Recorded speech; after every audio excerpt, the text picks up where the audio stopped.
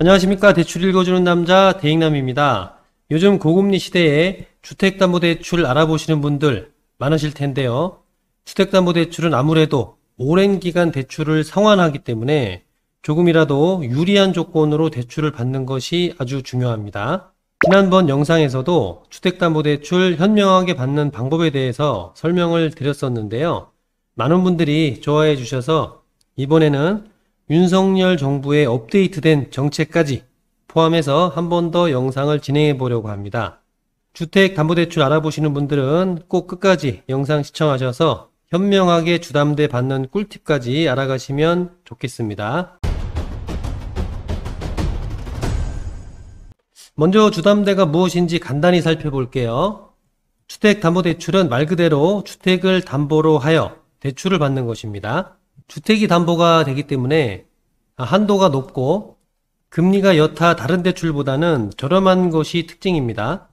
주택이 있다면 담보대출을 이용하지 않을 이유가 없는데요. 주택담보로 대출을 받는 가장 큰 이유는 첫 번째로 주택을 구입하기 위해서일 거고요. 주택을 구입 시에 대출을 대부분 받게 되는데요. 이를 선순위 대출이라고 부릅니다. 주택 구입이 아니더라도 주택을 담보로 해서 생활자금이나 사업자금을 충당할 수도 있습니다. 주택 구입 시에 대출이 있는 상태에서 주택을 담보로 대출 받는 경우를 추가대출이라고 합니다. 주담대 고려하시는 분들은 주택담보대출 한도가 제대로 나올까 걱정을 많이 하시는데요. 주담대 대출 한도 결정은 LTV, DTI, DSR을 고려해야 합니다. 용어가 낯설고 어려워서 혼란스러워 하시는 분들 많으신데요. 지금부터 천천히 설명드릴 테니까 걱정하지 마시고 함께 보겠습니다. 먼저 LTV입니다. 많이 들어보셨을 것 같아요. 보시면 이 V가 밸류의 약자입니다. 가치라는 뜻으로 아파트 가치에 따라서 대출을 내어주겠다는 뜻인데요. 주택을 평가해서 가치에 따라서 대출 한도를 결정하게 되는 겁니다. 담보 가치가 높을수록 대출금도 많이 내어주겠죠. 1억짜리 아파트를 담보로 하는데 1억 원을 넘게 빌려줄 수는 없잖아요. 2억 원짜리 아파트를 담보로 하면 1억 원이 넘게 대출이 가능하겠죠. 이렇게 아파트 가격에 따라서 한도가 달라지는 개념이 바로 LTV입니다. LTV는 정책이나 규제 지역에 따라서 다양하게 나타나는데요.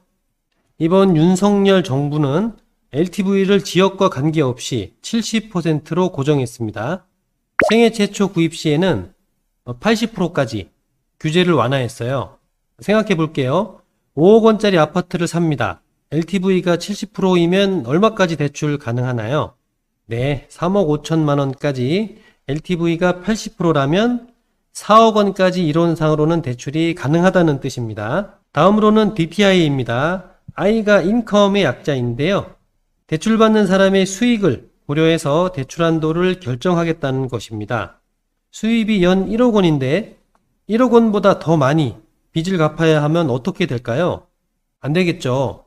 그래서 DTI 한도를 설정합니다. 대출 상환액이 수입의 몇 프로가 될 것인가가 DTI인데요. 여기에서 말하는 대출 상환액은 원금과 이자를 합친 금액입니다. 윤석열 정부는 DTI를 연소득의 40%로 설정하였는데요. 문재인 정부와 다르지 않습니다. 만약에 연봉이 1억인 사람이 있어요. 그러면 최대 대출 상환액이 4천만 원까지 밖에 대출이 안 된다는 뜻입니다. 대출 한도가 딱 어느 정도라고 정할 수는 없어요. 왜냐하면 금리에 따라서 혹은 주담대 기간에 따라서 대출 상환액이 달라지기 때문입니다. 중요한 것은 대출받고 상환하는 금액이 총 연봉의 40%를 넘어갈 수 없다는 것이겠죠. 다음은 DSR입니다. S가 서비스의 약자입니다. 모든 빚을 기준으로 해서 대출 상한선을 결정한다는 것입니다. 여기에서 말하는 모든 빚에는 카드론, 신용대출, 자동차 할부금까지 다 포함되는 것이고요. 연소득 대비 일정한 비율로 대출을 진행하겠다는 뜻입니다. 윤석열 정부는 DSR을 대출 합의 1억 원 이상일 경우 40%로 설정하고 있어요. DTI하고 동일한 비율인데 중요한 것은 주담대만 보는 게 아니고 여러 대출들을 함께 본다는 뜻입니다. 이 모든 것이 충족되어야만 대출 한도를 결정할 수가 있는데요. 현명하게 주담대 받는 방법, 특히 한도를 높게 받는 방법이 있어요. 대출 기간을 조절하는 것인데요. 여기 표를 한번 볼까요? 연소득이 5천만 원인 직장인이 대출 2억을 받으려고 합니다. 이때 연이자가 4%예요. 만약에 10년 상환을 설정하면 DTI가 56%가 됩니다. 대출 2억은 못 받겠죠? 40%를 넘어가니까요. 그러면 20년 상환으로 설정하게 되면 DTI가 36%가 됩니다. 그러면 대출을 받을 수가 있는 거죠. 30년 상환도 마찬가지예요. 이렇게 대출 기간을 늘리면 DTI 조건, DSR 조건을 조금이나마 쉽게 충족할 수 있다는 점 기억해 주시면 좋겠습니다. 다음은 고금리 시대 주담대 이자 줄이는 방법인데요. 고정금리와 변동금리 먼저 살펴봐야 합니다. 시중 주담대는 고정금리, 변동금리로 구분되는데요. 고정금리는 기준금리가 변해도 주담대 금리가 고정되어 있는 상품입니다. 금리가 인상하는 지금 같은 시기에 부담이 적다는 점이 특징이고요. 다만 초기부터 높은 금리로 설정되는 경우가 많아요. 반면에 변동금리는 기준금리에 따라서 주담대 금리 변경되는 상품인데요. 금리 인상 시에 부담이 커지죠. 지금처럼 영끌족 금리 인상에 죽어간다 이런 기사가 나오는 게 거의 다 변동금리 때문에 그런 거예요. 이 변동금리의 장점은 초기에 낮은 금리로 설정된다는 것입니다. 어떤 상품이 더 좋다고는 말하기 어려워요. 다만 주담대 상환 기간이 길다면 고정금리로 가는 것이 안정적인 대출 상환에는 유리하다고 말할 수 있습니다. 그런데 만약에 금리가 낮아지는 시기에 있다면 이 변동금리로 고려해 볼 만하다는 거죠. 다음은 대출은행의 이자 감면 조건을 체크하라는 것인데요. 대출은행에서는 금리를 설정할 때 대출자의 신용도라든지 연봉 등을 고려해서 대출금리를 결정하게 됩니다. 이때 은행이 요구하는 몇몇 조건들을 충족시키면 이자 감면을 해주는 은행이 많습니다. 신용카드나 체크카드, 이런 카드 실적을 높여달라든지 자동이체를 걸어달라든지 급여를 당행에 이체하라든지 등의 조건이 있는지 잘 살핀 후에 금리를 낮춘 것이 도움이 되겠습니다.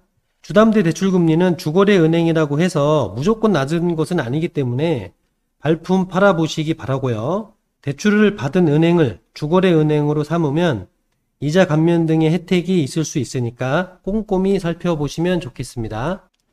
다음은 금리인하 요구권인데요. 이거는 대출을 받을 당시에는 활용하기가 어렵고 대출 후에 상황이 변하면 금리 인하 요구권을 활용할 수가 있는 건데요. 주로 경제 상황이 나아졌을 때 가능하고요. 승진을 했거나 연봉이 상승을 했거나 취업을 하는 등의 경우에는 금리 인하 요구권을 청구할 수가 있습니다. 자, 다음은 대출이자 줄이는 방식인데요.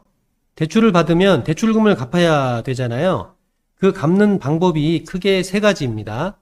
만기일시, 거치식이라고도 하는데요. 한 번에, 그러니까 나중에 갚는 거예요. 원금 균등은 말 그대로 원금을 균등하게 갚아나가는 방법이고요. 원리금 균등은 이자와 원금을 균등하게 갚아나가는 방법입니다. 원리금 균등의 경우에는 대출 만기까지 똑같은 금액을 내게 되고요.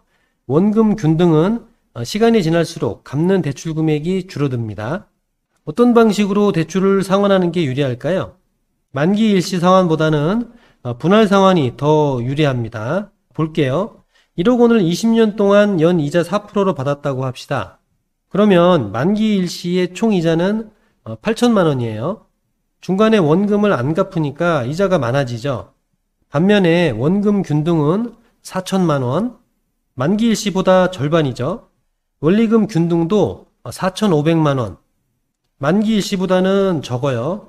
요즘은 만기 일시 주담대는 적고 원금, 원리금 균등 방식 주담대가 대부분입니다. 인터넷에 보시면 계산기가 다 마련되어 있으니까 살펴보시고 유리한 방식으로 상환 방식 선택하시면 되겠습니다. 마지막으로는 정부 지원 정책을 활용하는 것인데요. 우리 정부는 주택 마련을 지원하고 있어요. 보시면 한국주택금융공사에서 여러 정보를 얻을 수가 있는데요. 아무래도 정부 지원 정책을 활용하게 되면 어떻습니까? 좀 더 저렴한 금리로 유리하게 대출을 받을 수가 있어요. 네, 홈페이지 들어가 보시면 주택담보대출 나에게 맞는 맞춤형 상품을 찾아주는 기능도 있고요. 상품 안내하는 내용도 있으니까요. 꼭 확인해 보시고 은행에서 상담 받아보시는 것이 좋겠습니다. 지금까지 주담대 현명하게 받는 방법에 대해서 살펴보았는데요. 주담대는 한도도 높고 상환기간도 길기 때문에 조금이라도 금리를 저렴하게 가지고 가셔야 합니다. 그래야 적은 돈이라도 아껴서 부자가 될 수 있겠죠. 고금리 시대이기 때문에 조금 더 신중한 주담대 받는 것이 좋겠습니다. 자, 아무쪼록 대출 준비하고 계시는 분들은 꼼꼼히 확인하셔서 좋은 대출 하시길 바라고요. 대출 문의사항이 있다면 저희 뱅크 플랫폼으로 문의 주시면 신속하고 정확하게 대출 상담으로 진행을 도와드리도록 하겠습니다. 감사합니다.